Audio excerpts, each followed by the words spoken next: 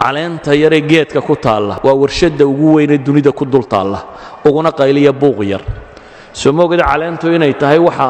noolaha dunida kor saaran oo dhan quudiya waxa noolaha kor saaran dunida oo dhan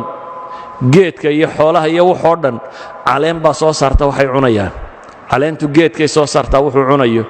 geedkana xoolo iyo wax nool oo dhan baa daaqa waxaan noolna waa isa sii cunaan waxa laaliya waxa kownkan aynu saaranay saaran maanta dhulkaynu saaranay saaran warshadda kaliya soo saarta waa caleenta yar iyana photosynthesis yar oo cadceedda inooga qabato ayay farsamado dhan ku samaysaa ilaahay subxaanahu wa tacaala ifkaasuu cirka ka keenay inta gamma rays iyo waxaa rayse violet caafimaadka waxyeelo oo dhan atmospheriga laynagaga celiyey spectrumka atmospheriska lightka soo dhaafaa intuu yahay waa inta nolosha ay u baahantahay 7 colorskan iyo inta yare ku xigxigta xataa badda markuu ku dhaco iftiinkaas مثلا casaanku spectrumkan badda markay biyaha nalku ku dhaco casaanku 18 mitir buu ku dhammaadaa dad minis 20 mitir haddaad badda quusto nabar kugu dhaco dhiiggaaga arki maysid waayo wax casaan la yidhaahdaba kama jiraan yalowgu markaad 100 mitir gaadhaa buu dhammaanayaa greenki iyo bluegu waxay dhammaadaan maxay 240 mitir waayo iyagu waa kuwa photosynthesiska sida si dhirta baddu ay u baxdo noolaha badda ku jira si uu geedkiisu u bixi karo ilaahay subxaanahu wa tacaala nalalka kaloo dhan meesha sokaa lagu reebay laakiin greenka iyo bluego photosynthesiska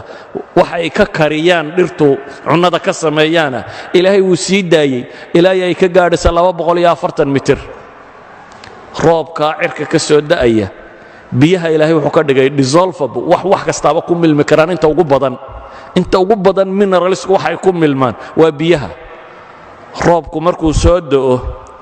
ee webiyadu dareeraan 5 bilyan oo tan oo chemical bay badda geliyaan oo nooluhu u baahan yahay hadduu dhulku abaarsado badduna waa abaarsanaysaa roobkaasi hadduu di'i waayo ilaahay muxuu yidhi wa fi samaa'i risqukum wamaa tuucaduun cirkaasay jirtaa baa ilaahay yidhi arsaaqdiinna iyo waxa laydin yaboohay dhammaantii roob hadduu di'i waayo kalluunkuna wuu dhammaanayaa badda waxa ku jiraana waa dhammaanayaan waayo mineralskay dhulka ka helayeen oo dhan heli maayaan bale oxygen ku filan heli maayaan waayo roobka badda hela waxyaabaha uu badda geliya waxaa ka mid ah oxygenka saa daraaddeed kalluunka laftiisa abaarsanaya hadduu roob heli waayo noloshan sidan u dhisan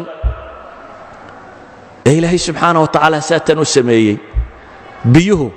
khasaa'ista ay leeyihiin noolaha kaloo dhamme ma leh chemicalska kaloo dhamme ma leh walidalik biyuhu markay 4 degree gaadhaan baa densitigoodu ugu culus yihiin hadday ka hoos maraan waa maxay wuu fududaadaa waa sababta ilaahay ugu talagalay in badda waxa ku noolaaday ku nool yihiin wa ilaa hadday 0 degree markay sii gaadhaba hadduu densitigu sii cuslaanayo barafku hoostuu mari lahaa iminka barafku dushuu sabeeya hoostana biyaha sabeeya haddii biyuhu ay la mid noqon lahaayeen materialka kale markay sii qaboobaanba densitigu culayskuu sii badan lahaa oo biyuhu barafku hoosta maro noolaho dhamma waa dhiman lahaa ilaahay markuu uu kala bedelay baddaa waa la dhanaaniyey lowlaa aanay dhanaan ahayn dunida qudhumuun baa loogu dhiman lahaa milixdaa ay tahay ee leedahay ayaa badda waxa ku bakhtiyey iyo waxaynu ku gurayno iyo waxoo dhan urtooda bedeli lahaa wa ilaa dunidoo dhamme ur bay u dhiman lahayd hadday biyaha baddu macaan yihiin waxaynu isleenahay hadday baddu inoo macaanaato mala biyaad ka dhergi lahayd baad isleedahay maad noolaateen yacni noloshan sida ilaahay u dhiga ay u taallo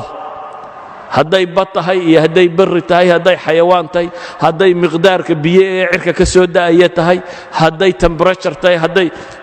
yacni dhulku waxay dhahdaan ilaa 100 degree buu temperaturekiisu kala sarreeyaa marka loo eego equatorialkiisa iyo maxay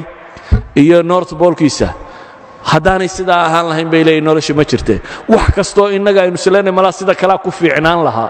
scientifically waxay leeyihin hadday sida kale ahaan lahayd noloshu ma jirteen taa macnaheedu ayuha alikhwa waxa weeyaan